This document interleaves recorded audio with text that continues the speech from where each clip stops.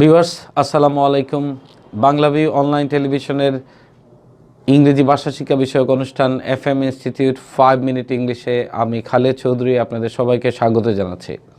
আপনারা জানেন এই অনুষ্ঠানটির মাধ্যমে আমরা চেষ্টা করি আপনারা যারা ইংরেজি শিখতে আগ্রহী দেশে কিংবা বিদেশে অবস্থান করছেন তারা যাতে সহজে এবং স্বচ্ছন্দে প্রয়োজনীয় ইংলিশ বাক্যগুলো এবং কোন সিচুয়েশনে কী ধরনের ইংরেজি বাক্য ব্যবহার করতে হয় সেটা শেখা। তো ভিউয়ার্স, আজ এই অনুষ্ঠানটি টাইটেল স্পন্সর হিসাবে রয়েছে FM ইনস্টিটিউট সিলেট ব্রাঞ্চ। এখন আমরা দেখছি কিভাবে রেসপন্ড করতে হয় কোনো গুড নিউজ শুনলে। আমরা শুধুমাত্র একটা বিদেশি ভাষা শিখতে গিয়ে শুধুমাত্র অনুবাদ নির্ভর একটা বাক্য থেকে আরেকটা বাক্য ওই ভাষায় অনুবাদ করা শিখলাম, তাতেই ভাষা শিখছি এটা বলা যাবে না। সাধারণত ওই ভাষাভাষী মানুষ ওই সিচুয়েশনে কিভাবে কথাগুলো বলে, কোন এক্সপ্রেশনটি ব্যবহার করে সেটা আমাদেরকে জানতে হবে, তাহলেই আমি ওই ভাষায় স্বচ্ছন্দে কথা বলতে পারবো। আমি আবারও যে কথাটা বলতে চাই সেটা হচ্ছে শুধুমাত্র অনুবাদ করা না শিখে আমাদেরকে শিখতে হবে কোন সিচুয়েশনে কী কথা কেমন করে বলতে হয়। তো যে কোনো গুড নিউজ শুনলে সাধারণত ইংরেজিতে যেরকম রেসপন্ড করতে হয় সেটা এখন দেখছি।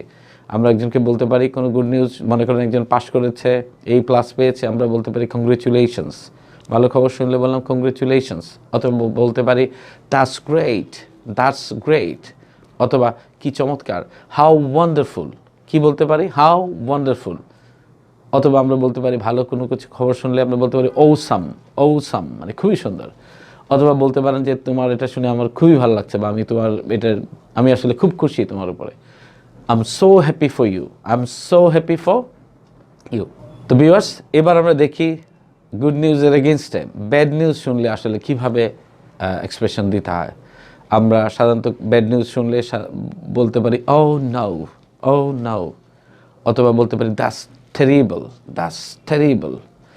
আবার ধরেন সিচুয়েশনটা খুব সিরিয়াস না, নট টু সিরিয়াস, কিন্তু এরকম ব্যাড সিচুয়েশনের রেসপন্ড হিসেবে আমরা যা বলতে পারি পুয়ার ইউ, পুয়ার ইউ।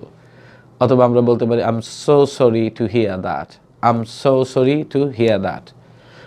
অথবা ধরেন কেউ তার নিকটজন কাউকে হারিয়েছে, তখন আমরা বলতে পারি এরকম কোনো ডেথ নিউজ শুনলে আমরা বলতে পারি I am sorry for your loss, I am sorry for your loss. তো যে কোনো ব্যাড নিউজ শুনলে সাধারণত আমরা যা শুনি সেটা হচ্ছে সরি, অথবা বলতে পারি oh no, that's terrible, poor you, অথবা I am so sorry to hear that.